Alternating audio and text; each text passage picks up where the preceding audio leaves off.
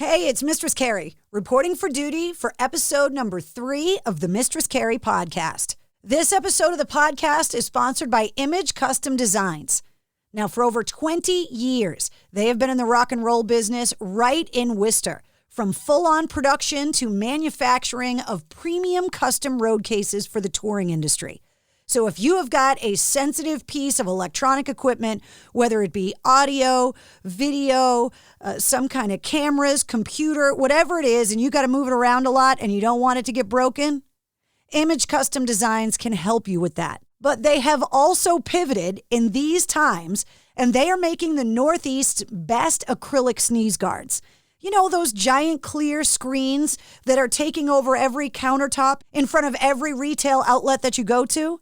Well, if you need one of those, log on to imagecustomdesigns.com. The Image guys can totally hook you up. You can call them directly at 508-757-3331. And I can tell you the quality of their workmanship is awesome because I'm using it right now.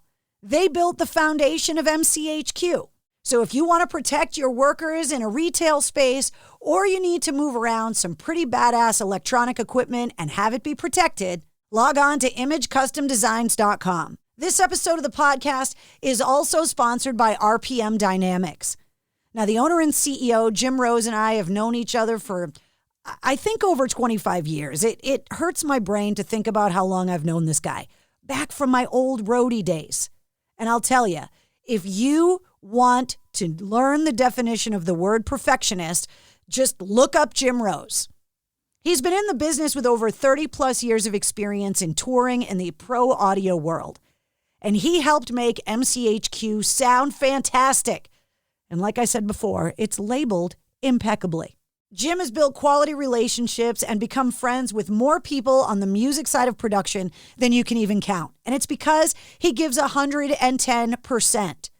So if you are looking to upgrade the audio in your place of business, maybe inside the business, or if you're creating a new outdoor space and you want it to sound fantastic, why not trust the guy that Breaking Benjamin, Chevelle, Hell Yeah, The Revivalists, and so many others trust?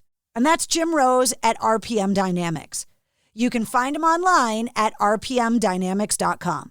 Okay, this episode of the podcast, take a deep breath, get yourself hydrated, because Tommy Vext from Bad Wolves is about to blow your mind.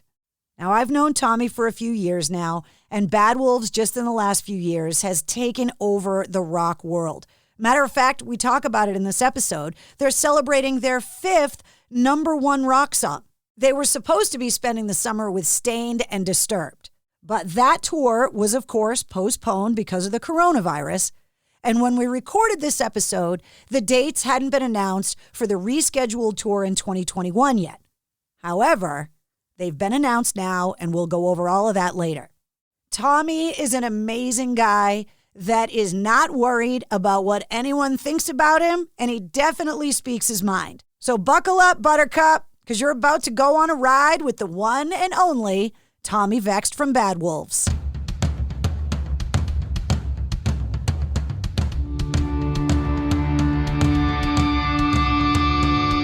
Hey, what's up? This is Sully from Godsmack. Strap on those boots, baby, because you are now in the trenches of the war room with the one and only Mistress Carrie right here on the Mistress Carrie podcast. What's up? This is Joe Rogan, and you're listening to Mistress Carrie. Her hair so lovely, pretty eyes. Hey, this is Brent from Shinedown, and you're listening to Mistress Carrie. Hey, Carrie, go put your bra on, girl. Hey, this is Steven Tyler, and you be listening to the baddest bitch in Boston, Mistress Carrie. What's up? This is Aaron from Stain, and you're listening to Mistress Carrie. Hi, everybody. This is Dave Grohl from the Foo Fighters, and you're listening to the one, the only Mistress Carrie. Hey, this is David from the band Disturbed, and you're listening to the baddest bitch in Boston, Mistress Carrie. This is Marilyn Manson, and you're listening to the baddest bitch in Boston, Mistress Carrie. Hi, this is Flea from the Red Hot Chili Peppers. You're listening to Mistress Carrie. This is Dennis Leary. You are listening to my favorite, Mistress Carrie. Hey, this is Corey from Stone Sour, and you're listening to, you have the privilege of listening to Mistress Carrie. Oh, God. Oh, yeah. Hey, Carrie. How are you? How are you? you? What's going on? I'm good. I don't know what happened. I don't know if what happened. Either my phone was like the call thing was. I don't know. I just reset my iPhone and now it's working. I tried calling back like 10 times. I'm like, what the fuck's going on? It's just technology, man. Weird. It was weird. I know. It's just one more weird thing in 2020, honey. I'm doing good. How are you doing? I'm okay. It's been a crazy, I don't know, year. The whole year has been insane. It's been it's just one shit show after another. I'm like, okay. Well, if the world were normal, the way that it was at the end of 2019, you guys would be on tour with Disturbed, and I would be interviewing you backstage at the Xfinity Center live on WAF. And yeah, like normal. Like normal. And then 2020 happened. Yeah. And now you are calling into the Mistress Carrie podcast. I know. And you're not on tour with Disturbed. Oh, no, I'm driving in California traffic to my tax attorney's office because I'm waiting to the last minute to file my taxes. So hold on a second. What's the traffic like in California now? Because the virus kind of made it a wasteland, and now is it back? Yeah, it's slowly picking up again. It's been picking up over the past couple weeks. I think the riots, basically what happened is all the rioting and the protesting made people realize that there's no fucking virus. It's not that it doesn't exist. It's that it's just another version of the flu. So unfortunately for us, I think New York and New Jersey got hit with it really bad, which every year influenza kills hundreds of thousands of people. And I think because the way that those cities are stacked on top of each other, and I think cities that have, probably Boston and Philadelphia are similar in their infrastructure, where you take public transportation, it's easy to spread germs. But in California, everybody commutes via car, their own vehicles. So,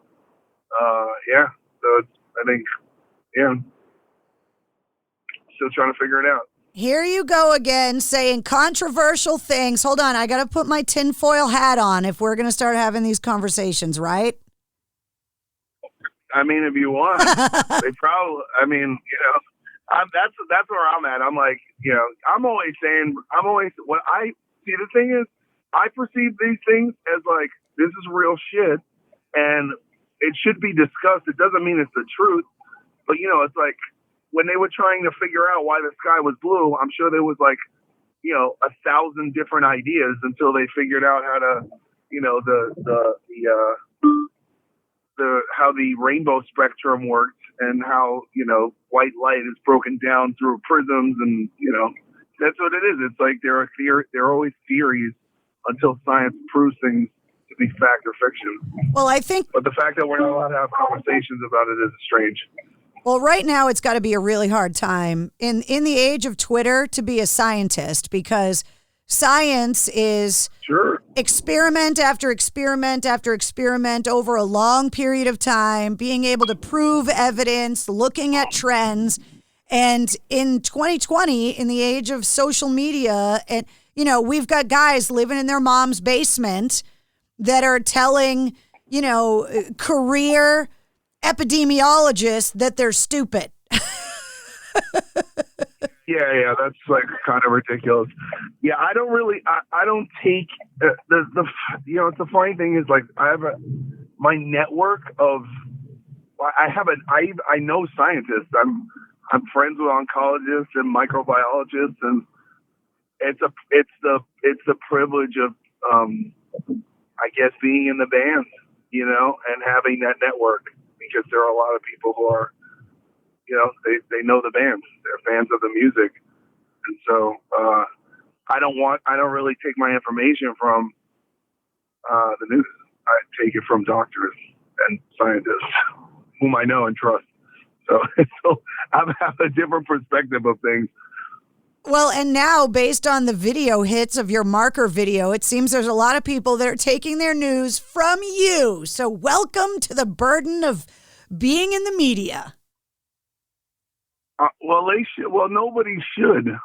No one should. That's the thing. There's a massive disclaimer on the video that nobody read. And within the video, I'm saying this is how things have been explained to me through multiple sources, multiple channels. And people are like, you didn't source this. I'm like, listen, this is a conspiracy theory. And there's two serious problems with the conspiracy within the marker video. One, if it's true, holy fucking shit, we got a serious fucking problem. And two, if it's fake, holy shit, why is this so widespread? Why is this misinformation being so widely spread throughout the internet? And so that's a conversation that to me needed to happen. And, I did, for all intents and purposes, I admittedly manipulated the media. I said on purpose something completely untrue, which is that racism is not real and it's manufactured. Now, if I wanted to get a diagram of a theory to get picked up by the media, I would have to say something that journalists, especially liberal journalists, could get on a high horse and tear me down about. So it became, they completely overlooked the video and ran with a headline, and essentially they did exactly what I hoped they would do. And then the video got 37 million views in 4 days. So, and so people are like, you're this guy's fucking stupid. And I'm like, yeah, I'm pretty stupid. Pretty stupid. I'm so stupid. I'm so stupid. It's great. It's great. It's like, and that's the thing is like, once you understand systems and people, it becomes a lot easier to, if you want to get something across, that's how you get something across. Because you can't give people information, in my experience anymore, for a conversation without outrage. And that's where we're trained to respond to outrage. Everybody goes from 0 to 10 now. They were having a great day. They read something on Facebook, and now, they're into name calling. And I mean, I've been the victim of it too. I've gotten into fights, not recently because I learned the error of my ways, but the last few years since the last election, social media and the way we all communicate and the trust I think a lot of people had, whether it be in the mainstream media or these new forms of digital communication and social media, the trust on all of that has been eroded so badly that people don't even know how to have communication in real life anymore, and they don't know who to trust and what's real. Yeah, well, I mean, that's the main thing. And so because there is no place to securely receive information, everything is biased. People like in the video, I didn't even go into ripping apart any conservative conspiracies about the right and Fox News and Trump and the pandering and all this stuff. Because it was mostly because I knew that I needed to use that. I needed those platforms to expose what I was trying to say. But and then I have a podcast called The Deviant Gentlemen. At length I go into all this stuff, and it's like the marker video was kind of a social experiment. And the reality is that what people don't understand about me is that, first of all, like I'm African American, but I'm integrated into all spectrums of American society, despite what race you are or what class you are. I came from poverty. Okay. My dad was a janitor and a Vietnam War veteran with PTSD and alcoholism. My mom was a stay-at-home mom. I grew up poor. Okay. And I grew up in Brooklyn, which is a mixed race city. I went to a school that had black and white kids. My neighbor was Chinese. I grew up with Irish and Italian, gangsters, and next door was the projects. That's how Brooklyn was, and it wasn't a safe place. And you know, my experience is that obviously I've experienced racism, obviously, you know, but I think that the problem that we have today is much, much different than it's being portrayed in the mainstream media. And the real problem, the real issue that I have is, you know, all these like keyboard warriors and I'm like, in all total honesty, you're a worthless piece of shit. You're not doing anything for the cause. You're crying. You're not donating money. I've donated over $500,000 to charity over the course of my life. I don't need to say that, but so when I take actions with the integrity of knowing who I am based on my relationship with myself for my actions. Most of these people are nothing. They don't do anything. They just complain, you know? And so do I think it's good that people protested? Absolutely. Do I think George Floyd's death was a murder and it was horrible? Yes. Do I think that Black culture and Black suffering and Black pain is being used by the Democratic Party to sway the election and to bring money into the DNC through Act Blue, which is where the money and the donations to Black Lives Matter go? Yes, that is what I believe. But I believe that because I do research. You know, I cleaned up the riots. I got a broom and a dustpan and gloves and masks and picked up friends and went to the places in my neighborhood and other people's neighborhoods where the protesters, right, and the Antifa people destroyed my city where I live now, where I pay taxes. What did you do? So a lot of people are criticizing, but you do nothing. You post a black square on Instagram and you do it to virtue signal, and it's white narcissism. You're following an agenda so that you can look at me, I'm not racist. We don't need, dude, I am in the heavy metal industry. I'm in rock. I don't need my white friends to feel bad about being white because that's reverse racism. So if you're taking this whole principle that Black Lives Matter and we have to end racism, you can't turn around and tell another race of people that they can't talk and that they should be ashamed of themselves for the color of their skin, because it's just a projection of the oppression that you feel inside. And we need less hate and more communication and more solidarity. And we have to start asking the question, who benefits from us being divided? Is it politicians? Is it mega corporations? Is it the central banking infrastructure? Is it the industrialized prison complex? These are all the complicated issues that are plaguing this country. We just went through an economic warfare. COVID-19 has been the largest redistribution of wealth in global history since the Great Depression. So I'm going to say that again. COVID-19 has been the largest redistribution of wealth in global history since the Great Depression. Why is that? Who's making the money? Why is it that the stock market it crashed for a little bit in the beginning, and then it was fine? It's at the same fucking place that it was right before the virus even hit. Why? Because rich people are still making money, trillions of dollars. I read a statistic that said something like the top 1% of the people in the United States own like 80-something% of the stocks. So if you... Correct. It doesn't affect... They're fine with we're fine with a pandemic. They're fine with it. Especially if they've made a flu or pneumonia look like Ebola. People are so scared, they're afraid to go back to work.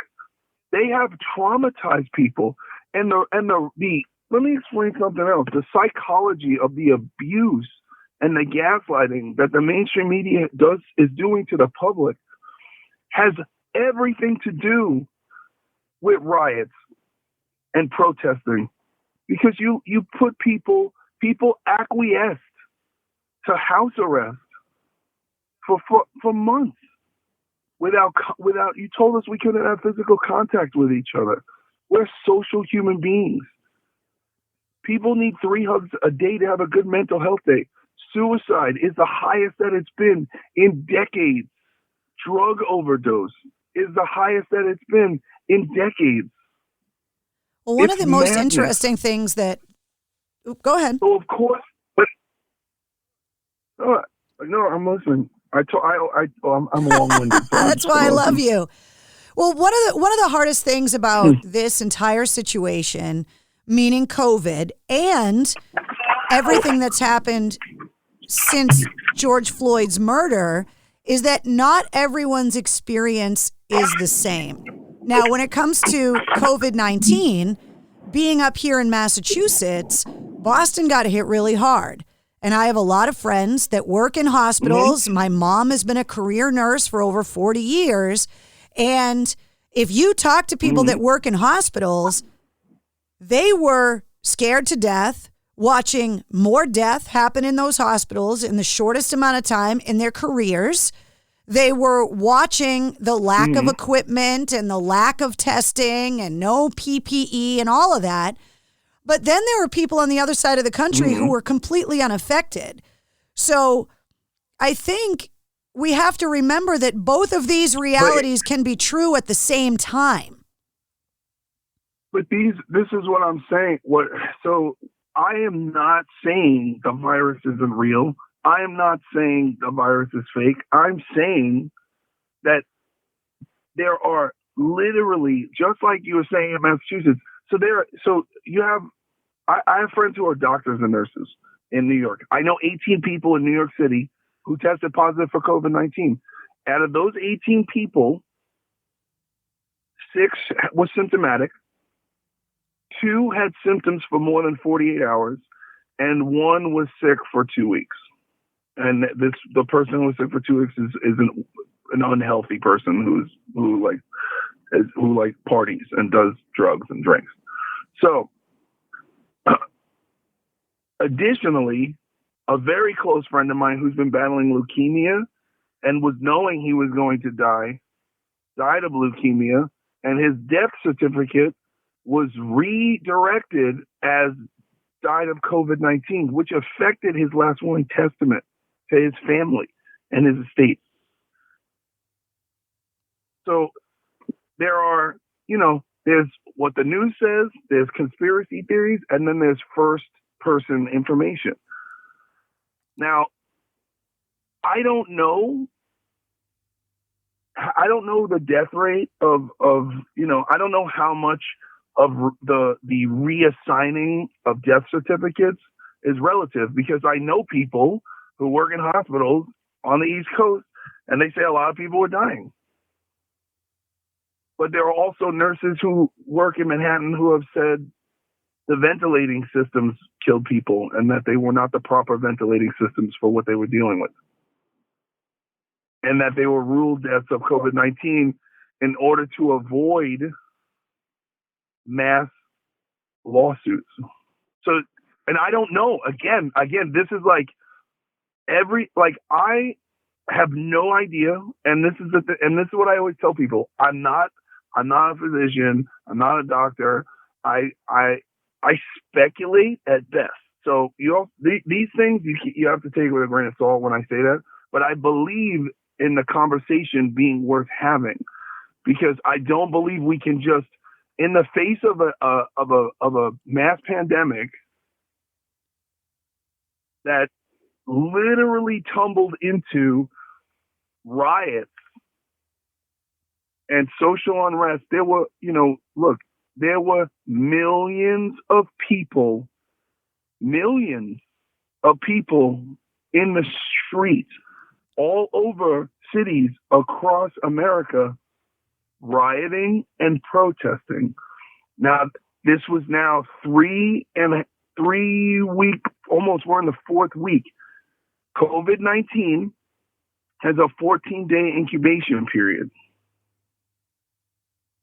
There should be millions and millions and millions of people in the hospital right now. But we're open up. And there's, the governors of Democratic states, like in California, they had to place a restraining order on Gavin Newsom because of his abuse of power. So I don't know why the evidence and the information that was used to terrify us all is not coming to fruition. Well, if you look at what happened in Florida, the girl that was in charge of that website that was supposed to keep track of all of this data was instructed to change the data on the side of opening the state earlier. And she was then fired for refusing to do it and has now since launched her own, what she claims is fact-based website to be able to accurately track the cases, which are now, according to that, on the rise in Florida. So it's like, there are 2 separate narratives, but there's 2 separate narratives for everything, and each separate narrative is aimed at a political leaning. So we can't trust anything. If you are voting liberal, it's more in your interest to believe the latter. If you're voting Republican, it's more in the interest to vote towards a conservative conspiracy versus a liberal conspiracy. And the problem is that people like me I don't have a party. I'm just frustrated. I'm like, what the fuck is really going on? And I don't give a fuck about what president, this, that, the other. What I give a fuck about is the destruction of America. And if you can't see that that's what's happening, then I don't even know what to say. With the video that came out that got taken down, how do you feel about the fact that video is kind of being used by the right wing side of things now as propaganda to prove their point? Because there wasn't anything in there offering the opposite other than obviously the disclaimer. But I went back and looked at all of the tweets and stuff before you and I talked. And there is a lot of tweets tagging that, using that now, especially being an African-American guy. How does... Sure. How do you... Well, I mean, look, this and again, like, this is the thing. I don't give a fuck about what political side. I give a fuck that any side, if Trump and the DOJ used African Americans to make money off their outrage and suffering and a homicide, I would destroy them too. I don't care. I don't give a shit. People need to understand this. Every politician is fucked. And if it was up to them, no lives would matter. Nobody's life would matter.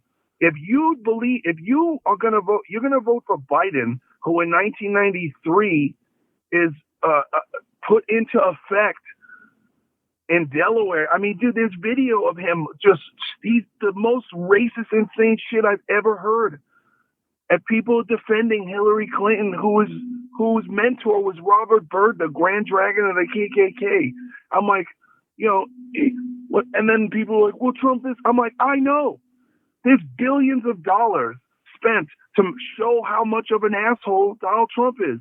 If you don't fucking think Donald Trump is an asshole, I don't know what to tell you. Like, literally, it's like the sky is blue. I don't know why they spend so much money diverting everyone's attention to shit that we already know. If the DNC was actually decent human beings, they would have a decent fucking candidate. But it's not about that. They don't give a shit about us. None of them do. And when people wake up and realize that we're being played by religion, by race, by political beliefs, they've ripped us in half. I don't care who you vote for. I mean, I've talked about it so much just in the first couple episodes of the podcast already. Rock music has always been the land of misfit toys, where all of the kids that looked different, that acted different, that didn't belong anywhere else found a home. And now it seems like the rock community is the most welcoming, diverse, open-minded kind of community that there is out there. When did we become the model for civilization? I don't know. I think it's over time, the concatenation of different style. Like, there's all different kinds of expressions, and there are cultures behind those expressions. And so you have, bands that came out like Metallica in the 80s and 90s and thrash, and you have, bands like Pantera that were conservative leaning from Texas. And then you have other bands that are like Biohazard or Machine Head from Oakland and Brooklyn that are more, with the hardcore scene where it's all inclusive. And then you have hardcore bands and the hardcore legacy and Warped Tour and punk rock and da-da-da. And it's an all inclusive thing. It doesn't fucking matter anymore. It doesn't matter. Because it's the language of the proletariat. It doesn't matter what color you are. If you're not rich and you have to fucking work for a living and you have everyday American problems, that music relates to you. Hip hop used to be that for the African American community, but that's not their vibe anymore. They've turned into pop punk. It has no validity. There are still some amazing artists that are making amazing things, but for the most part, hip hop is not really tackling issues in a large, massive spectrum because it's more capitalism and consumerism. That's just how it is. When it comes to bands, especially bands that have had longevity of career, I've always asked the question of, is it harder to hold a band together or a marriage together? And they always laugh, and then I always get the same answer, which is the band. Now, with everything that's happened, there's been some public and I'm assuming private friction with Doc Coyle and possibly other members of Bad Wolves. How has that been navigating within your own band? And obviously moving forward, I'm assuming that this is kind of established new boundaries and new relationship things within the band, right? No, absolutely not. Look, this is the reality. Doc would jump on a grenade for the DNC. He would give his life because that's what he believes. Those are his principles. He believes in liberalism, and he probably thinks that socialism is a good idea. And but I can't speak for him. We just have, look, I respect the First Amendment. And I even told him, I was like, I have a bigger platform than you. And if you want to use my platform for you to speak, I will do that for you because I believe in the Constitution. I believe you have a right. I support your right. I own the band. Okay? There are only two people in the band who write all the songs, and he's not one of them. I still promote his endeavors. I still push him to do his thing. So for all intents and purposes, in the band, it's like 9 Inch Nails. There are employees and there are employers. I'm not going to name names. I'm not going to say who's who, but it just is what it is. And for me, I respect him. I don't agree with him, but I respect his right to voice his opinion because within his own micro community, he's, in an echo chamber of like-minded people who are not willing to accept any outside information. Doc's issue with me was not that it wasn't that I said an erroneous statement purposely to manipulate the media into carrying my theory across. It's that it was biased. He cared less about the remark of that racism is manufactured, which we know is false, and more that the demonstration villainized only one party. If I felt that the right needed to be run through the mud more than it already is every single day on every fucking radio station and every channel and every this and that and the next thing, I would have. It's not controversial because everyone's already talking about it. And that's what he doesn't seem to understand. And it's like, I'm like, I don't really, like, what other people think of me is not my business.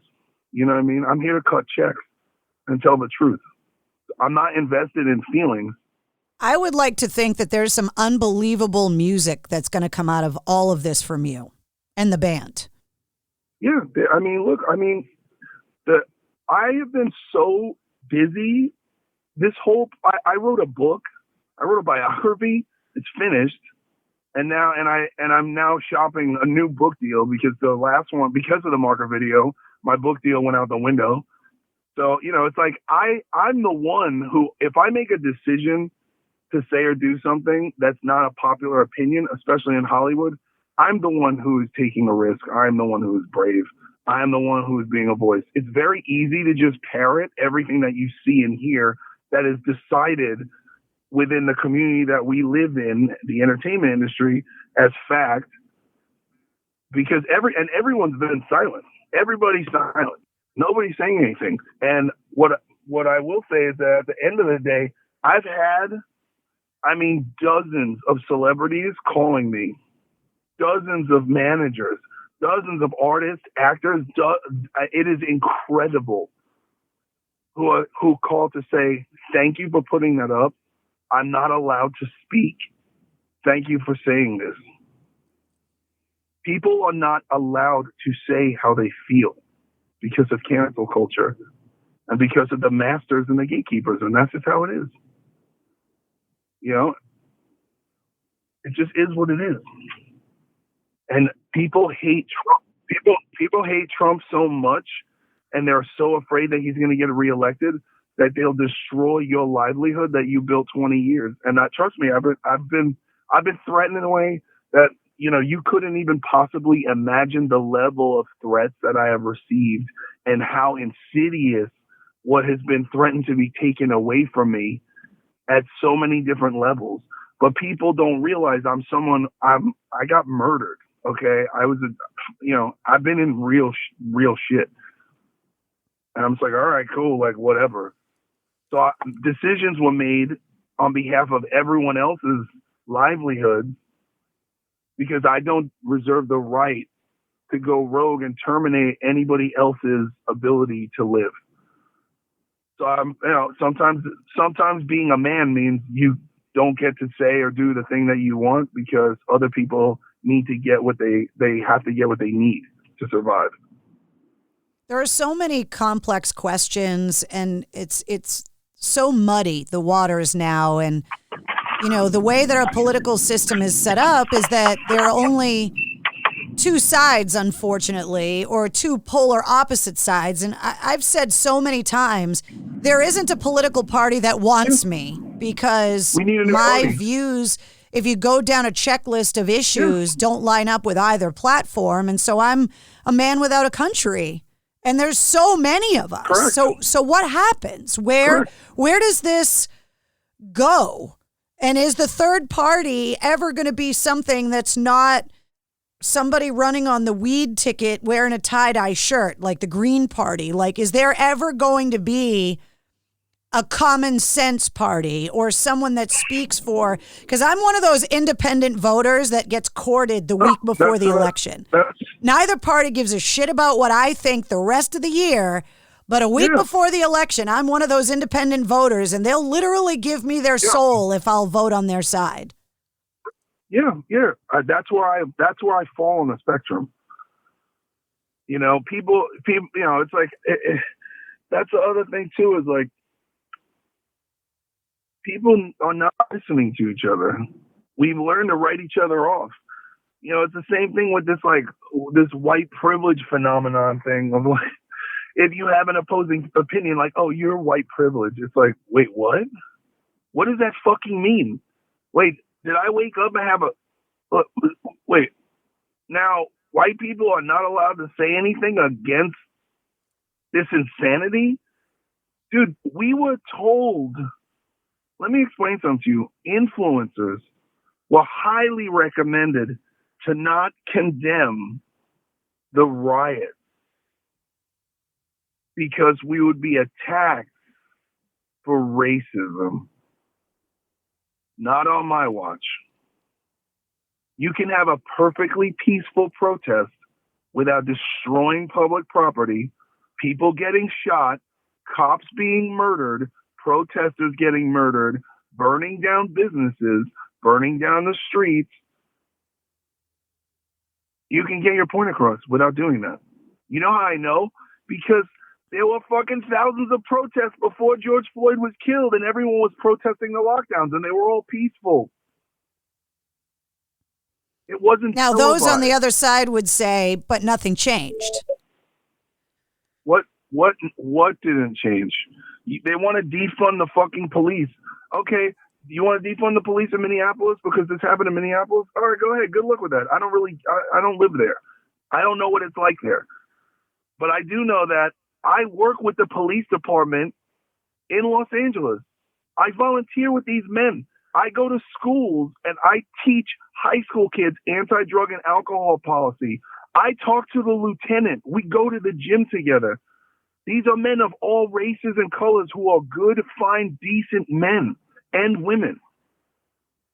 The Rodney King beating changed everything in LA. When is the last time we had a shooting? The last time you saw on the news in Los Angeles, white cops killing and beating African-American men. It was 1992. They changed everything. I've been invited to go sit on a panel to discuss as a voice for the black community how to fix the problem even further. They're doing outreach. The same with the game. So I don't understand why if some piece of shit guy who shouldn't have been a cop kills this guy in Minneapolis, why we defund the police in Los Angeles. I don't understand that. And also, who are you going to call when this shit goes sideways? When somebody robs your house? When there's domestic violence? Who are you going to call if somebody molests your child? Or if you get into a car accident? Who are you going to call? Well, I've always looked at this whole thing and said, okay, if it is the mentality to defund the police, because I've been a very vocal supporter of first responders, our military and veteran community for my entire life and career. But if that's what you want to do, you can't do that and also have gun control, because guns right now are being sold to the most liberal of my friends here in Massachusetts. I know more anti-gun people that have gone and gotten their gun licenses and purchased firearms. Why do you think that is?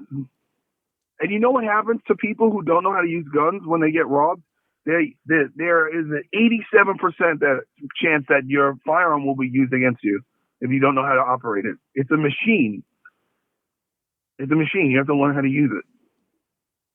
So everybody who has been like, oh, no, we can't have any guns. We can't have any guns. You know, it's the same people who are like, you know, there are people yelling at the anti-vaxxers and this back and forth fucking thing of like, oh, vaccines. I'm like, and then all of a sudden there's this weird pandemic, and now we all got to get the vaccine. What's in it? What's in it? I watched a British physician, a British biologist, just exploit that the contents of the female vaccine has HCG in it, which is a hormone for bodybuilders who take steroids to make sure that their testicles don't shrivel up because they're injecting steroids. When you introduce HCG into a female reproductive system, it renders a woman sterile. Why would you put this in a vaccination? Well, we can't talk about that because everything that is a topic for discussion is a conspiracy theory. Well, that's why I asked you if I had to make a tinfoil hat. Yeah, but I mean, like, at this point, who knows? What's real? We have. You talk about decision fatigue. We have gaslight fatigue. Dude, we're so screwed up that this is happening. This is happening. The Pentagon. The Pentagon actually admitted that the UFO videos from the fighter jets were real, and like no one's talking about it. No. Like UFOs are real. It was proven and admitted to by the Pentagon. And everybody's like, that's just Tuesday. Yeah, but what happened? Let me explain something to you. There's a Russian, so there's this not to bring up Russia, but so there was this Russian study where they were training hunting dogs, and they took different groups of dogs. They took one group of dogs and they gave them love and nourishment, and they treated them good. And the result was that the dogs had their own independence. They weren't obedient. They kind of felt equal and did whatever they wanted. Then they took another set of the same breed of dogs and they beat them and they abused them. And they malnourished them and they treated them like shit. The result of that was that the dogs were disassociative and also non-obedient because they had no sense of self-esteem and they had no purpose and no worth. So there was a reward system for them to behave or respond to command. And then they took dogs, the same breed of dogs, and they beat them and then loved them. And they beat them and then they loved them. And they beat them and then they loved them. This group of dogs were the most obedient fighting elite force dogs because they were so conditioned to not know what was coming next that they were desperate for approval and would do anything, including attack and kill at will for their masters to not get beat, to receive the love instead of the beatings. And that is what is being done to the American population through media. And that is why I don't watch TV anymore. And that is why everything's being labeled a conspiracy theory that has any semblance of truth. And that is why people need to wake the fuck up and start to look at who owns what companies, where the money goes, who made the most amount of money during COVID-19, and why are we in this cycle to begin with? I sent out a tweet when the hydroxychloroquine thing hit the news. And all I did was I retweeted a link to the article about it. And I asked the question. I didn't make any accusations or anything. I just asked, who owns this company that makes this drug? Wondering if there was any reason why that specific drug, because it hadn't been, pushed by the doctors at that time. What was the incentive? Even though it's been used for 60 years to fight. Okay. But who owned it? Did you find out? Well, there were a bunch. That's what I was going to say. So the tweets, the responses came back And it was, I'm obviously a Trump hater because I asked the question. Then there were the people that came back and said that because the medication had been around for a while, there were a bunch of different companies that made it. Then there were the people that came back and said, well, this specific version of the drug that is the one being talked about by the president is made by this specific company. And then some people came out and said people in his administration own stock in the company that made it. So it was really interesting that I asked a question, legitimately wondering, and I got a spectrum from the hardcore right-wing people that couldn't wait to call me a fucking socialist bitch fast enough. Sure. I couldn't believe that people were that, like you were saying, the keyboard warriors that, a few years ago, I took a picture with Elizabeth Warren when she was in our old studios because she had. Let me ask you a question. Why did they let Elizabeth Warren run for the DNC? Why? It would have been great. I would have died. It would have been the biggest fight. It would have been the biggest fight. You would have had. That would have been the biggest fight card of UFC history. Warren versus Trump. And instead they got this guy who's like, dude, he's like an old racist guy with dementia. He doesn't even know what day it is. He lost a black vote in one sentence. He literally went on Charlemagne's show and said, if you don't vote for me, you ain't black. And then less than a week later, there's race riots? Oh, forget about that. You gotta be fucking kidding me. Well, I took that. She came into I just want a good Democratic candidate. Jesus Christ. That's what people don't realize. People are like, oh, Tommy Vext is fucking leftist, blah, blah. I'm like, no.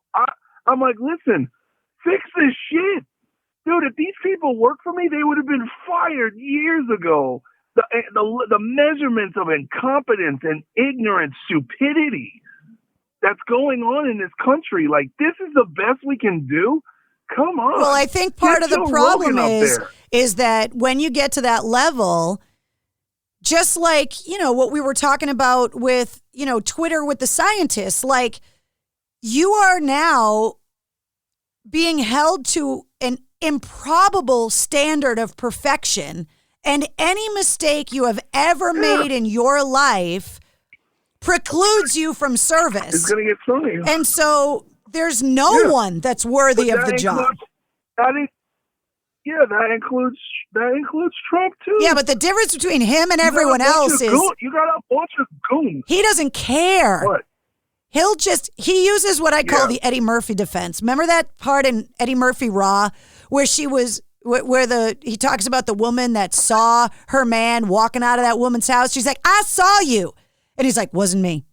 He's like, I saw you. I know it wasn't me. And she's like, maybe it wasn't you. I call it the Eddie Murphy defense because Trump doesn't care if he's done anything wrong. He'll just look you in the eye and be like, wasn't me. And move on. Whereas I think a lot of the Democratic candidates, they almost care too much that they've made mistakes. And it's like, we've all made them. Every single person has done things in their past that either they wish they didn't. But who? Who cares? Do they care? Well, I think they care about the keyboard warriors. The two parties.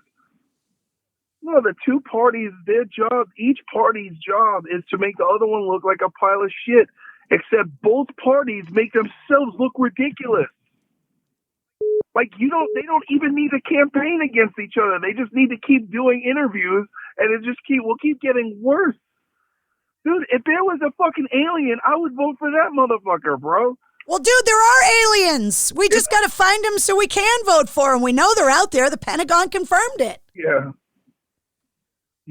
But it's everything has to come back to some kind of comedic relief because of I don't know when the last time this country has been through this level of, it's like we're living in a reality show. What's next? food famine. There's going to be a food shortage next. I don't think that the Right? country has been this divided since the Civil War. I really don't. And I think that Yeah, but what do you think is being, what do you think is being orchestrated? What is being manufactured? This is it's like a civil war, and people don't realize. It's like, that's why, dude, people have come at me about the marker video, like even professional dudes. I'm like, hey man, I'm like, yo, I talk to people, they give me info. I'm like, that's interesting. You need to understand that this is not what I meant, and all I was trying to do was like expose some nefarious undertones of something that isn't really helpful to the community. And I believe that you're entitled to your opinion, and it goes back and forth. And then I wound up learning a bunch of other stuff, and then I wound up learning more stuff that I'm like, oh, I wish I knew this, because I would have added this into the video, because this is really fucked up. So it's just like, the more that you research things, the worse it gets on both sides. I learned a but lot. People don't want to look. I learned a lot after What's that that? Elizabeth Warren picture. Like I said, I took a picture with her a few years ago. She came into one of the radio stations that was owned by my company to be interviewed by 3 different veterans from 3 different wars about some legislation that she was putting together as part of the Armed Services Committee, right? And so she comes in to answer questions from veterans on the radio. And every time these veterans who hosted the show would go in to record an interview, they would always bring the person that they were interviewing in to meet me. It didn't matter who it was, but they'd always be like, oh, this is Mistress Carrie, and she's done a lot of work with veterans and whatever. And then one of the veterans said, hey, do you want to take a picture? And all I was thinking in my head was, this is literally the modern day Odd Couple, me standing next to Elizabeth Warren. And I'm dying laughing in my own head, because I'm like, this picture's hilarious. And all I said to her was, thank you for taking the time to answer these guys' questions. Please do everything you can to support our veteran community. I shook her hand. I took the picture. She left. I put the picture up on Facebook, right? With the caption of The Odd Couple, I think it was 2018 or 2017, whenever it was. And literally within an hour, I was being threatened with rape and murder and assault and called a traitor and told that all the work that I did with the military and the veterans community was for nothing, because I literally spent 30 seconds with a woman who, whether you like it or not, is one of my duly elected senators from the state where I live and pay taxes. And I couldn't believe that people that said they were fans of mine were now telling me that they hated me, they would never support me again, that they wished I would die, that I couldn't. Yeah, I had all that. I had all that. I get it. And I didn't even take a picture with anybody. I just play with markers. And I said, and I said specifically, but that's the thing. You have to realize, just as it was just as I anticipated the idiocracy of the journalistic response to the fallacious statement I made that was the Trojan horse to carry the information to the masses, I also had to understand that putting a disclaimer is not enough, because people are morons and do not read. The problem that we have is that most people don't read. They don't read this shit. They don't read. It's like people, my co-host, I have a podcast called Deviant Gentlemen, and my co-host was like, dude, you saw that Trump is not allowing the transgender community to adopt children? I was like, that's not what happened. He gave legal gratis to a Christian organization that, because of their religious boundaries, want to legally not get sued if they choose to not adopt a baby to something that is a child to a couple that is not in line with their Christian values, and they're a privatized company. But then you go into the whole thing, are they receiving federal funds? Yeah, and that's how correct. And so this puts us into a seething cauldron of debate of how information is expressed and redirected and this, that, the other. And it's not to defend it. It's just an example of like, it's like what's that game when you're a kid and telephone, where you sit in a circle in school and one person whispers in that person's ear and it goes all the way around and the first person wrote what he said on a piece of paper and it's never the same thing. You know, and that's what the internet is, just a giant game of that. And, you know, there is no accuracy, you know, and people shouldn't look to me as like, all I think is that we should be having conversations, you know, and people get mad at anyone who says or does anything that isn't in line with what they decide to attach their belief system to. You're ultimately, once you decide to attach to a party, you've lost. You're in voluntary slavery. You have acquiesced to whatever it is that that party is telling you should think and do. You shouldn't. We are independent bodies. The government is meant to serve the people, not the other way around. And we have completely lost sight of that.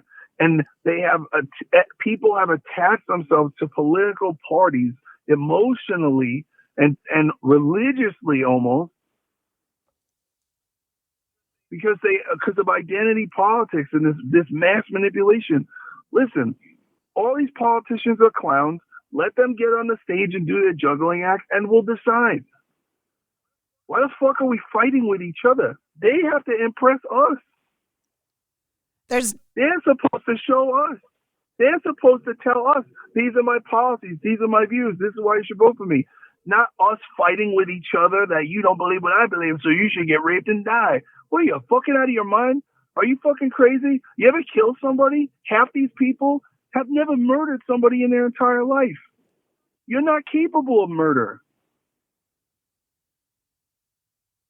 Trust me. I can talk about that. You get a bunch of soft-handed soy boy, soy girl keyboard warriors on both sides making death threats over the internet from the safety of their mother's basement. Shut the fuck up. Shut up. You don't matter. You don't matter. And just because you have a Twitter handle doesn't mean you have a voice.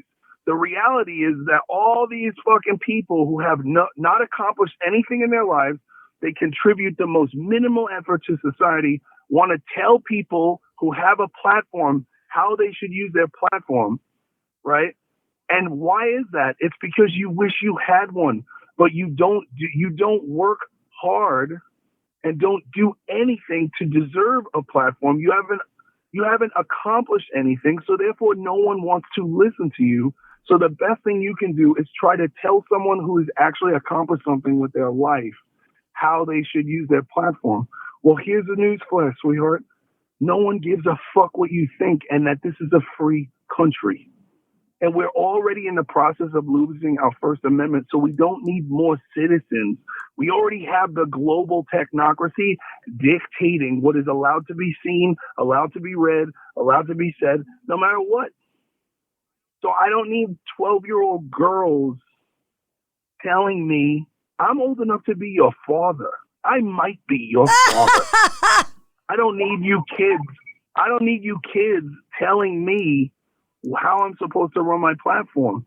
Fuck you. Make something of your life. Stop crying. Fuck socialism. I'll take a shit on your fucking participation trophy. I grew up in a time where we didn't get shit. You win or you lose. That's America. Is that the best thing? And I'm not saying is what the best is thing? You're either the winner or the loser. Is that the only way, or is there a way where? Yes. Because what if you're a loser, you have to go do stuff to win, just like the winners. Everybody is different. We are all special, and we are all having a unique experience from a greater point of consciousness. And that in this life, I've died. I've gone to the other side. I've come back. This ain't it. And everybody's in here overly invested in like, your titles and your labels. Well, I'm Republican, or I'm Democratic, or I'm white, or I'm black, or I'm man, or I'm woman, or I'm trans, or I'm this. I'm a light bulb. I'm a fucking petunia. I don't give a fuck. Shut the fuck up. Every single person, based on who we are, for our shortcomings, for our attributes, for the things that we choose to work on, for our self-reflection, for our drive, we all can achieve limitless potential based on what we are. I'm never going to be a ballet dancer. That's not what I can do. I can sing. And it still took me 24 years of failure to get to a point where anybody gave a shit about what I did. That's what it takes. I only know a few people that have had that extremely rare and unique experience of dying and then not dying. Yeah. How, for someone that can't even imagine it, and also someone that is incredibly, how do I want to describe it? I'm a skeptic, I guess is the best way for me to say it, when it comes to, religion in general. And I think everyone operates out of the fear of death. I think because it's the greatest unknown, and so for someone that's experienced it, how do you even begin to try and describe it?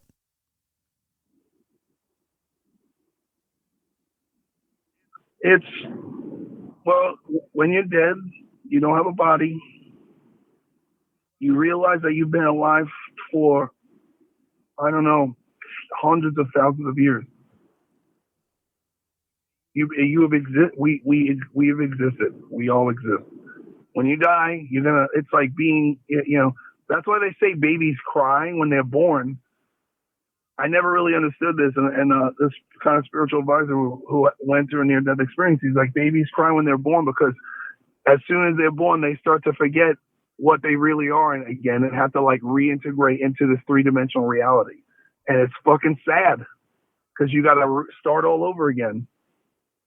And we're just different points of attention of an eternal stream of consciousness. And however religion or whatever religion you believe in or don't believe in, that's just my experience. You could call it heaven or you could, pray to Allah, or you can, whatever, I could go into Buddhism and all this other stuff, all these different religious ideologies. But the bottom line is that if people stop identifying their souls with these labels and these parties and genders and nationalities, and people start to understand that there is only one race. There's only one race. I'm tired of this racist, fucking ignorant bullshit. It's a human race. Little kids don't know about racism because you have to introduce a segregated ideology into their unformed brains. Until we stop this madness, this ignorant bullshit madness, we're not going to change. It's not about race. It's about economic servitude. Privilege isn't white privilege. Privilege is the basis of having money so that you can have different advantages in a societal structure. It is purely based on money. If you're a black kid and you're born a billionaire, you have all fucking great. You have more advantages than every other white person. It's about money. It's only about money, and the smallest percentage of people own everything and have most of the money. And if all the people, the 8 billion people in the globe, look up, we keep looking down on each other instead of looking up at who the fuck is benefiting from all this divisory and segregation and separatism and civil war and all this fucking ignorant bullshit. That's what they don't want. And when we do that, that's when we can start to change. People shouldn't be rioting, going crazy, Black Lives Matter, All Lives Matter, These Lives Matter. Everyone should be fucking frustrated with the fact that the entire global population just lost trillions of dollars out of the economy. They sucked out of the economy. You know how many cars are going to get repossessed? You know how many homes are going to get foreclosed on? You know how many small businesses are not going to reopen? People are fucked. And you're out here yelling about some guy who got killed by a cop. People get killed every day. 7.2 million people die of cigarettes every fucking year in America. You don't see me running around kicking people's cigarettes out of their fucking mouths. You got us out here wearing masks and fucking washing our hands 73 times a day. It's fucking ignorant slavery, mentally manipulated bullshit on the entire human population. And the more that we acquiesce, the more that we follow what we're told without questioning authority, without scientific searches, without cross-referencing, we are falling down the pyramid, the economic pyramid. These things are orchestrated so the 1% stays on the top, and then and the pyramid of finances goes wider and wider and wider, and the wider it gets, the less amount of money there is. COVID-19, you just whacked out a whole level of people who are financially stable through their own independent businesses fall, boom, down into the poverty line. Then what's next? Defund the police. Military next. Well, they defund the police. Guess what? Military is going to be out of a job. We're going to have AI. Robots can do that job. We'll have drones. Who's going to protect us? Against who? Those videos of those robots, those robot videos on the internet scare the shit out of me. I've seen that movie. I know how it ends. Because they don't have a soul. They don't care. You can't get a bunch of Marines to fire on a school bus full of children, but a bunch of robots will.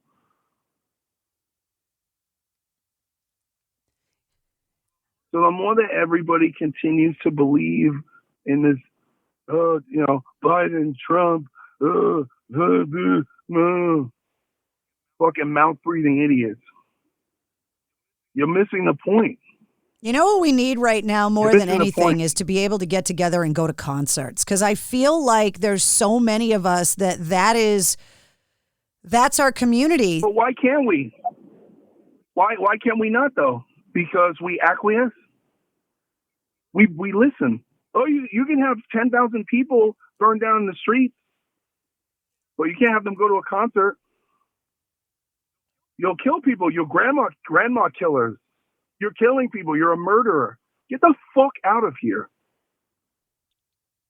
This should be over. There should be millions for every person that protested who has a family.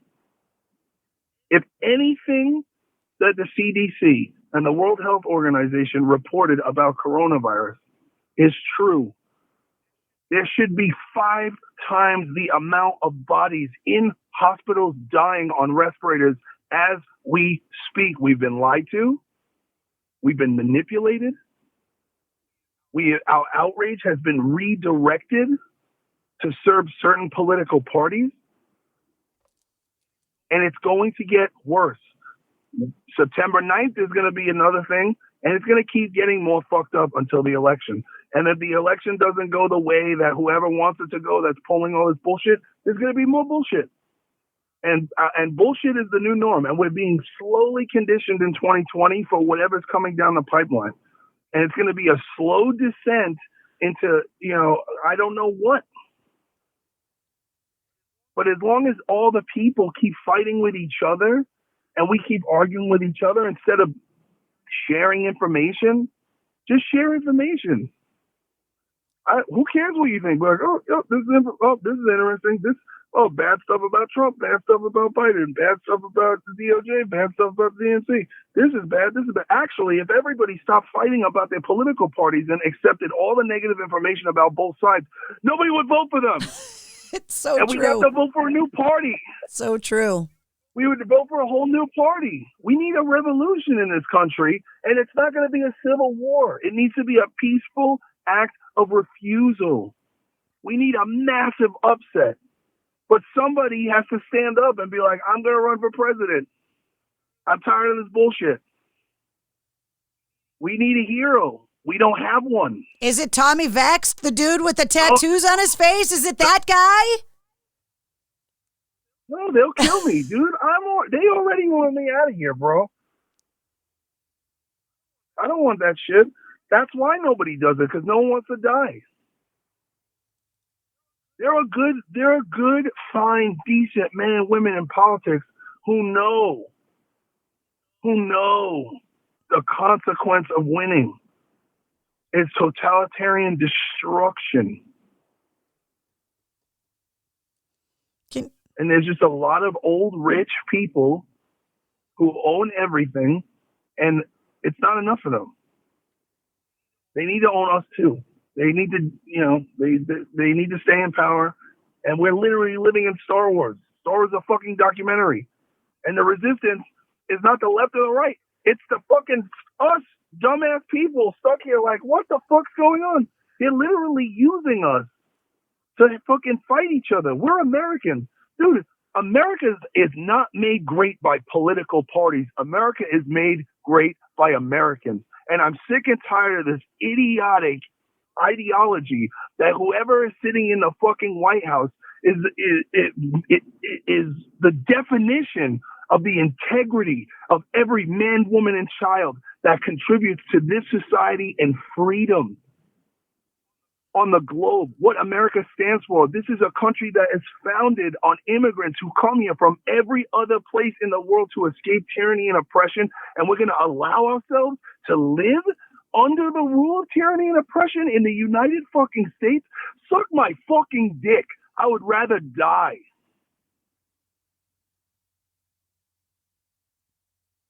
I'm really hyped up about this. I can tell. You can see this is really pissing me off. I can tell. Yeah, and I haven't spoken like this.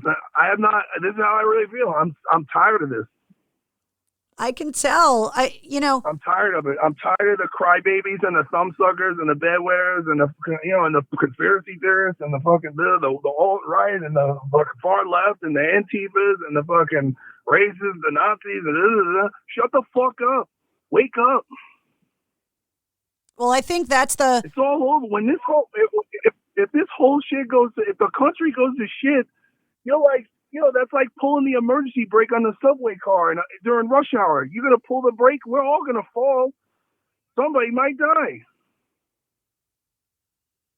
It's like throwing water balloons at a pilot on a fucking commercial airline. Like, what are you trying to do? Get us all killed? You want the pilots to die? What are you doing? What are we doing? Are there enough selfless people? Are there enough people that are willing to give a shit about the whole as opposed to give a shit about themselves to fix it? Because that's what it's going to take. It's going to take people that still believe in the idea of the United States and to hold the standard that we believe. Yeah. Are there enough people to do it? Dude, this is the major issue. Yes. The liberals think that they uphold the values of America, and the Republicans and conservatives think they uphold the values of America. And the bottom line is, both sides of the spectrum encompass the embodiment that makes America great. What the fuck? It's like, what the fuck? You can't have one without the other.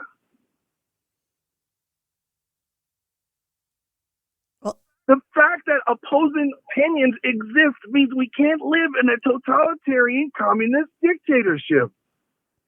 And that is what makes freedom great. What the fuck is everybody fighting with each other for? Because they don't believe in the exact same thing.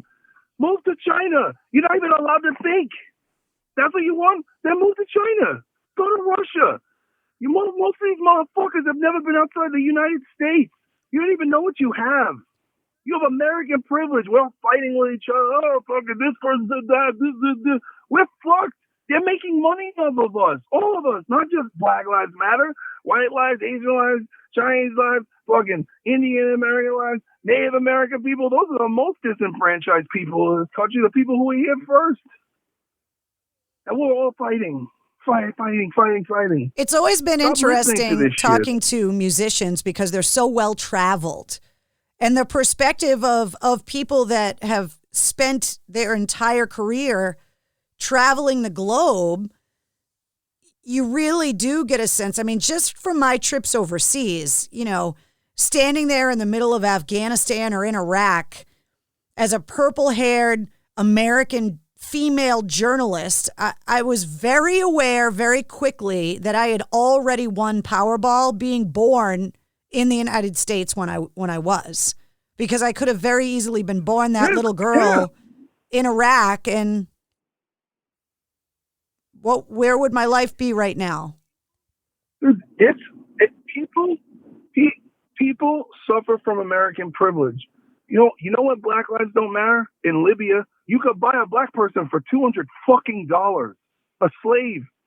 We have slavery in Africa. Where the fuck are you guys in? But it's not interesting because it's not being broadcast on the major broadcast networks because it doesn't fit an agenda. Fox News and these news channels, their job is to serve the conservatives. MSNBC, CNN, ABC, their job is to serve the left. None of them serve anybody. They serve themselves. They serve their masters. They poison us with information that says that my neighbor is bad because he doesn't believe the same shit that I believe from the fucking TVs. We watch the same television on two different channels and we learn how to hate each other. What the fuck is wrong? Why isn't it defund the media? Why the fuck are we even fucking watching this shit? There should be a fucking media blackout. You want to post a black square? Don't go on TV. Don't watch the media. Don't watch it. I don't care what my guitar player fully concedes to his innermost self and his own self-righteousness, that his party and this or the other, and I love him. Nothing can make me hate him because of his beliefs. Nothing. Just like everyone else. I don't care what political party you are. I don't hate you. I love you. We are Americans. And the rest of the world is watching us, American citizens. What do you think? All these fucking riots happening in England and shit? They're just fucking copying. For people that want to hear more about what you're talking about, I wanted to promote your podcast, The Deviant Gentlemen, and where people could listen to it. How often are you doing episodes now? It's every Sunday we do an episode, and it's on YouTube, and it's on, you can follow us on Instagram. The links to the podcast are on the Instagram at Deviant Gentlemen. I don't really usually get this worked up. It was actually like supposed to be a funny podcast. Like my co-host is a ex-army and ex-convict. We're both sober. He turned into a breathwork meditation teacher. Yeah, like I didn't want to be involved in any of this political shit, but you can't not be. You can't not be upset at the state of the nation. And if you're blaming political parties and all this other shit, you're missing the point. You're blaming each other. You're hating each other. This is why it's like this. It's not. It's because where's the money going? It's bigger than all this.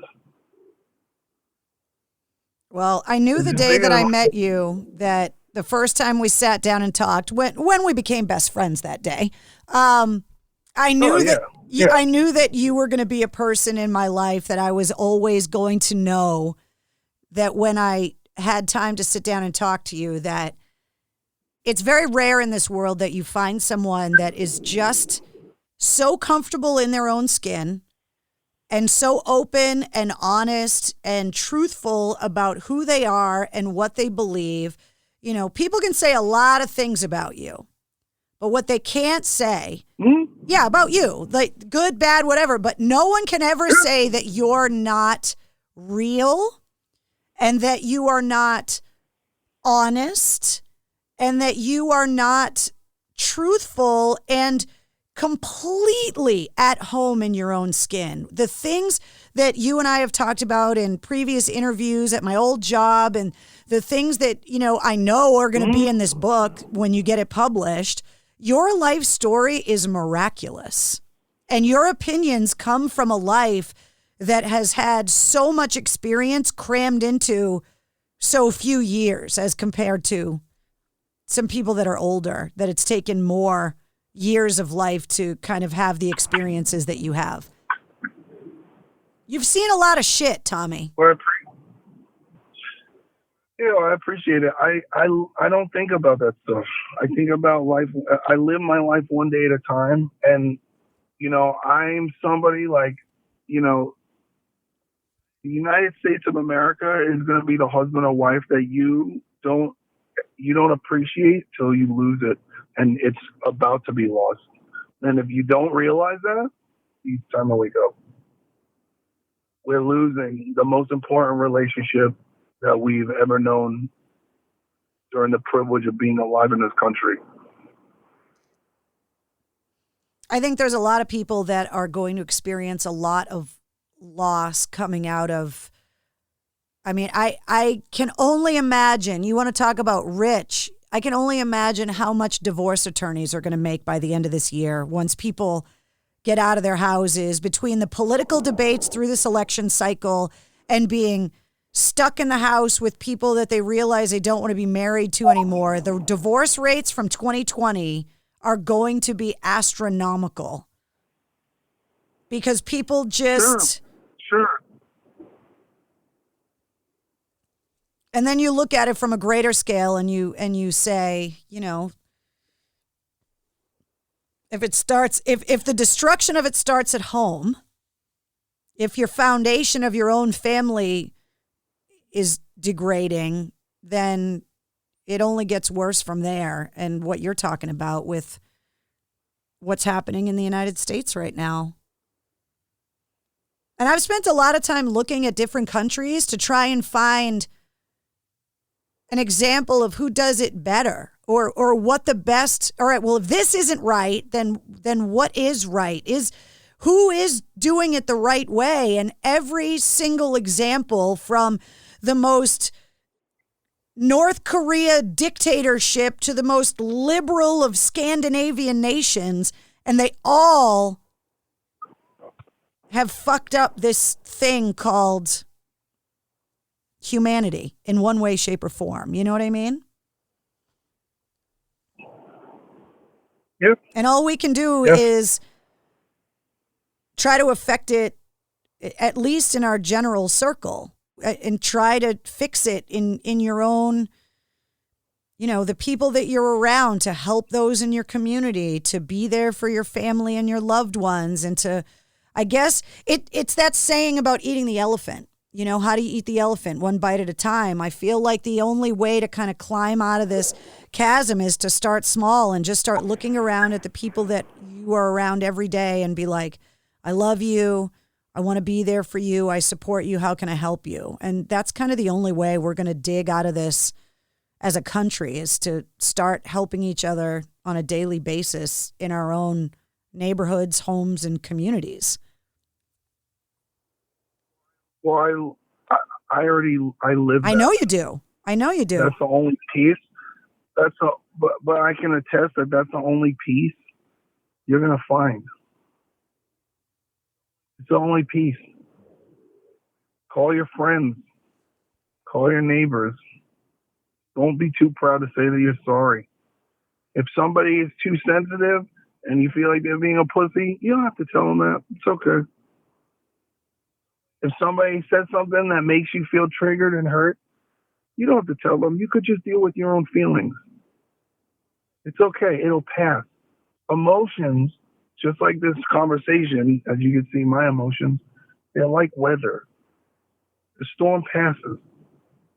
Right now, we're having these ground fights with each other when there's an aerial assault on everybody. It's like it's like an end game, Avengers Endgame, when, the the Thanos' warlords and all that shit are fighting with the Avengers, and he's afraid he's gonna lose the fight, so he's like rain fire, and he has the spaceships come, and he's like, but sir, you're gonna kill our troops too. He's like, I don't care. That's what's happening at the top. They're in their little safe spaceships while we're fighting each other on the ground over shit that's not happening, and they're just firing down on us. But instead of missiles, it's psychological warfare and economic warfare, and we're losing. We're losing. And if the lockdowns keep going and the COVID comes back and goes away and comes back, they got us. They'll always be able to financially extract us.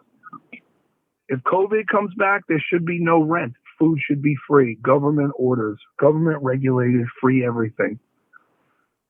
They won't do that because it doesn't fit the 1% agenda. It's an extraction.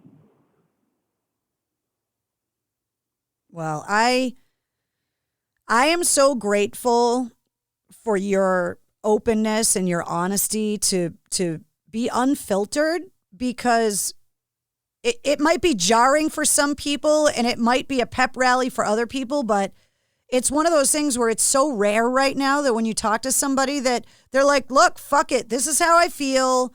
This is what I think. I don't give a fuck if you agree with me or not. And you're not going to change my mind.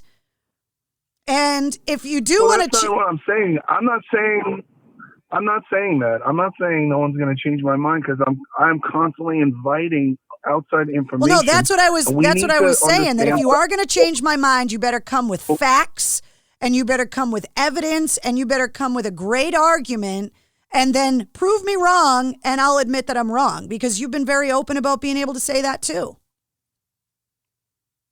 Yeah, well, that's the difference. This is the difference between me and anybody else who's being outspoken. I desperately want to be wrong. I'm like a scared child trying to tell somebody. I'm like Simba waiting for someone to tell me that Mufasa's not dead while I'm trying to wake him up. But nobody's coming. No one has facts. And the more I learn, the scarier it is. And there's a principle that is bar none that will forever cast a man or woman into everlasting ignorance. And that principle is contempt prior to investigation. Contempt prior to investigation. Well, nobody can ever say that you don't know what you're talking about, Tommy, because you have always been an incredibly intelligent and articulate guy that is filled with passion and life force. And anyone that's ever been around you, it's incredibly intoxicating how full of life you are, and what passion and you just normally exude kind of joy and happiness. And for you to be as upset and as raw as you are, to me, shows how real this is. Because every time I've ever been around you, anytime I've ever talked to you, you have just always been this amazingly happy, joyful guy that just woke up out of bed in the best mood on the planet. Like, that's how you always been to me. And to hear you be as emotionally raw and open as you are, it's giving me pause, because I'm going, all right, maybe I'm not taking shit seriously enough. So I appreciate that from you, that, you're making me probably, I thought I was motivated, but I think, you're giving me a pep rally here to really keep moving forward and to be better than I was yesterday. And I think we all need to do that. Well, I appreciate that. I never say or do anything with any, intention. And I just got a big fat mouth, and I don't know when to shut it. You got a big fat mouth, but you got a brain to back it up, and you got a giant heart, and Anybody that's ever gotten a hug from Tommy Vext knows that you are an amazing guy. I know that you always say, you need 3 hugs to have a good psychological day. And, you've always been that person that has been incredibly quick to give one of those 3 hugs that somebody needs. And you're a really special guy.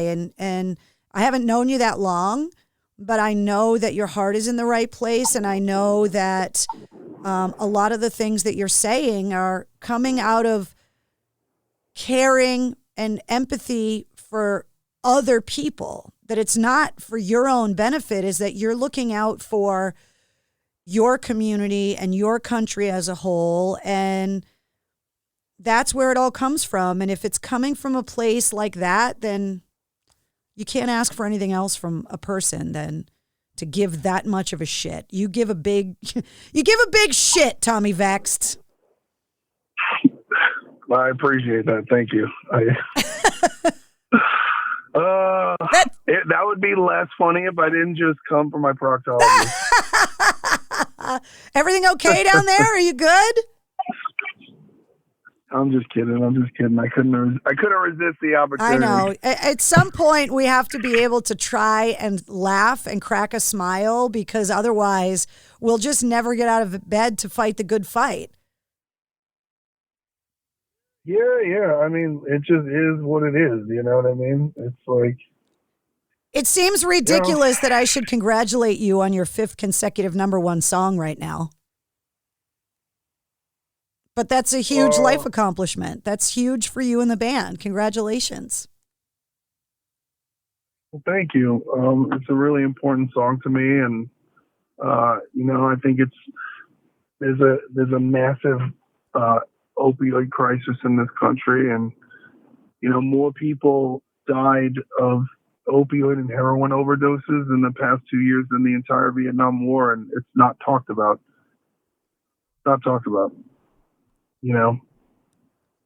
And a lot of people are relapsing and dying as a result of the lockdown order and the lack of, people in early sobriety who are not capable of having constant contact with other people and their recovery community. And we lost a lot of people just firsthand, and I can't imagine how many more there are. And so, throughout this whole political, I don't know what you would call this storm or whatever they're calling it. I'm going to be doubling down my attention and focusing more on my efforts to help the recovery community, because I am an expert and I am a professional in that field. So, my out label has a really cool movie called Snow Babies coming out, and we did a secondary rendition of the sober video because Snow Babies is a film that attacks the opioid crisis. And I think it's important to destigmatize using and open up people to having conversations. Obviously, that's what we've done here today. But yeah, that's what's next for Tommy Vext. Well, I know that you do a lot of work with people that are struggling with their sobriety, but you have been sober for quite a long time yourself. And, I know that you wake up every day and that is a conscious choice for you. And you should be congratulated for just fighting your own battle and winning it every day. And so that's an amazing thing. You've been sober a long time, and the fact that not only are you still able to focus efforts on your own sobriety, but that you're turning around and trying to help those get to where you are, is pretty remarkable, and it's awesome. And another reason why I just think you're such a great guy and a special person. Well, I really appreciate it. I don't take compliments very well, but thank you. I know you don't, and I keep trying to give them to you, and you're like, whatever. No, but you are. You're a great guy. It's not that. And my perspective is that, when you say I'm always like happy, is because I live a life beyond my wildest dreams. And it wasn't easy, and it didn't happen overnight. But, I have faith, and faith without works is dead. And I worked my ass off, and I still continue to work my ass off. And that's the American dream. And I don't want, Yeah, but Tommy, there's a lot of people that are more successful than you that wake up every morning fucking miserable asshole pricks. Yeah, do you want to know why? And you don't. I'll tell you why. Because people are more concerned with the pursuit of happiness than finding happiness within the pursuit. Am I where I want to be? No. But can I be happy about where I am compared to where I was? Yes. We live in a culture and a society where all of us are comparing our insides to other people's outsides. The only reason I feel good about myself is because I compare me to me. Well, you may not realize you're doing it, but, you know, I had a lot of time during the coronavirus lockdown to do a lot of introspective work on me, because when WAAF signed off the air in February, I lost everything I had poured my collective effort of my entire adult life into. I had been at that radio station for 29 years. I'd been on the air for 22. And it was something I loved more than almost anything in the world. And I loved going to work every day. And I loved the community that we built around that radio station and the friends that I made, like yourself, because of it. And losing it all in the flip of a switch. And then a couple of weeks later, having the coronavirus shut everything down. And I mean, I did spend a lot of time trying to figure out, who the hell am I now? What the hell do I want? What is going to make me happy? And I spent a few months trying to put processes in place and mechanisms in place to be able to kind of rebuild. You know, everybody uses the word new normal coming out of the coronavirus, but there is no go back to normal for me, because the radio station's still going to be gone no matter if I'm wearing a mask or not. You know what I mean? Like, the life I had, it's not coming back. So every day moving forward is going in a completely new direction. And by people like you and all of the other gracious people that I've met along the way that have been so supportive of helping me get my new identity and my new purpose and getting this podcast up and running and all of the new charitable initiatives and everything else that I've been doing is a huge help for me. And so I want you to know that I really appreciate you being so generous with your time, because I'm trying to get to where I would love to be as well. And even though I'm living in a country that's tearing itself apart by the seams and there's a virus that is scaring the hell out of everyone. And even though I just lost my livelihood and have all of those stresses, I'm still every day making a conscious effort to try and just find happiness within myself, of how far I've already come in my journey. And so I totally understand the things that you're talking about. And I, just really want you to know that I appreciate not only you talking about it, but also you helping me by being on my podcast, because it's a huge help. I think that it's amazing when anyone refuses to accept the shit circumstance that they're being dealt with and makes a decision to redefine the terms and conditions of their own reality. Because by walking in our own power and deciding who we will be, just despite what life hands us, we subconsciously give other people the opportunity to know that they can do it too. And that's what you're doing right now. And it doesn't feel like it, but that's what it will be when it comes to pass. Well, I think if we all do that for each other, then we're all going to end up in a way better place than we're in right now. So that is how... Yeah. There's still a lot of good. There's a lot of good. There's more good than bad. They're just not showing it. Well, for anybody that's listening, that's our job then moving forward is to show the good so that we can inspire more good in other people and be able, within our own families, within our own geographic locations, within our own communities, like the rock community, that we can all decide collectively that we are going to be forces of good for each other and to really be able to help each other. And I know the rock community is always great at doing that. And I look forward to the not so distant future when we're all able to get together and listen to the music and experience the music we all love that we have in common, and to really just be able to get our social existences back, because I think that's going to help us immensely. And I think it's coming sooner than later, and I can't wait. And I can't wait for sure, Please tell me that when the Disturbed dates get rescheduled, are you guys going back out on that tour? Because I can't wait to see you. Yeah, as far as I know, as soon as as soon as the world opens up again, I will know what's going on, and I will let you know. So.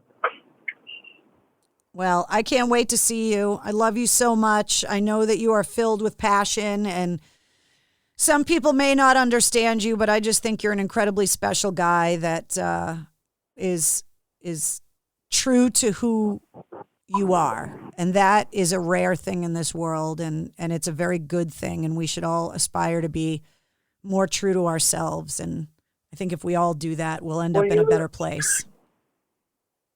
I think you're like that, and that's probably why we resonate. That's why we get along so well, because we're like cut the bullshit kinds of people. And I think that's that's the East Coast, that's a Northeast kind of vibe. It's like I don't have time. Like life is too short to meet representatives of who I would like people to think I am. I'm like, so I don't have time for that. And that's what we roll. So I love you, and it's great to talk to you. You too. I love you too. I'm gonna get on with the day, and then just I can't wait to catch up. Yeah, me I'll too. See you soon. Get on with your day, and tell your proctologist I said hi. I will. She's very attractive. It's very awkward. I love you, Tommy. Have a great rest of your day. I love you too, Carrie. Bye. Bye. I told you. There he is, the one and only Tommy Vext from Bad Wolves.